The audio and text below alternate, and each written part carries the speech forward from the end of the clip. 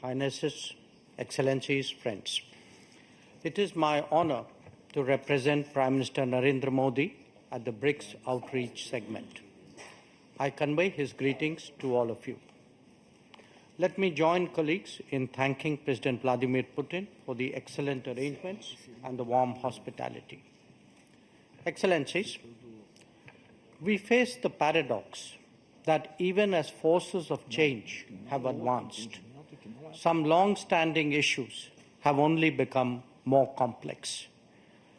On the one hand, there is the steady diversification of production and consumption. Nations that attained independence from colonialism have accelerated their development and socio-economic progress.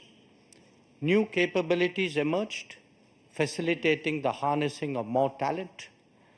This economic, political, and cultural rebalancing has now reached a point where we can contemplate real multipolarity. The BRICS itself is a statement of how profoundly the old order is changing. At the same time, many iniquities of the past also continue. In fact, they have assumed new forms and manifestations. We see that in the access to developmental resources and modern technology and efficiencies. Let us also recognize that the benefits of globalization have been very uneven. Adding to all that, the COVID pandemic and multiple conflicts have aggravated the burdens borne by the Global South.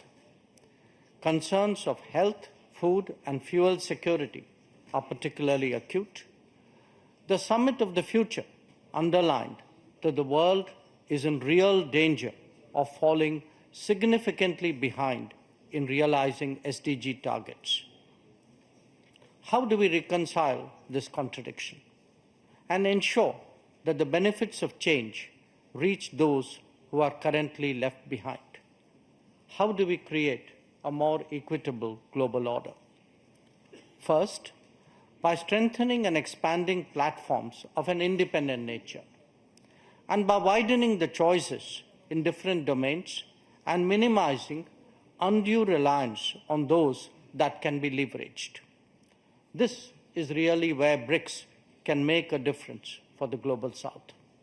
Second, by reforming established institutions and mechanisms, especially the UN Security Council in the permanent and the non-permanent categories. So too, the multilateral development banks, whose working procedures are just as outdated as that of the UN. India initiated an effort during its G20 presidency, and we are glad to see that Brazil is taking it forward. Third, by democratizing the global economy through creating more production hubs. The COVID experience is a sharp reminder of the need for more resilient, redundant, and shorter supply chains. For essential needs, every region legitimately aspires to create their own production capabilities. Fourth, by correcting distortions in global infrastructure that are a legacy from the colonial era. The world urgently needs more connectivity options that enhance logistics and mitigate risks. This must be a collective endeavor for common good with utmost respect for territorial integrity and sovereignty. And fifth, by sharing experiences and new initiatives. India's digital public infrastructure, its unified payment interface, the Gati Shakti infrastructure all hold a larger relevance. The International Solar Alliance, the Coalition for Disaster Resilient Infrastructure, the Global Biofuel Alliance, Mission Life, and the International Big Cat Alliance are similarly initiatives of common interest. As a first responder, be it for natural calamities, health emergencies, or economic crisis, we seek to do our fair share. Excellencies, addressing conflicts and tensions effectively is a particular need of the day. Prime Minister Modi has emphasized that this is not an era of war. Disputes and differences must be settled by dialogue and diplomacy. Agreements, once reached, must be scrupulously respected. International law should be adhered to without exception, and there should be zero tolerance for terrorism. Excellencies, the situation in the Middle East, West Asia for us, is an understandable concern. There is a widespread anxiety that the conflict would spread further in the region. Maritime trade has also been deeply affected. The human and material consequences of further escalation are truly serious.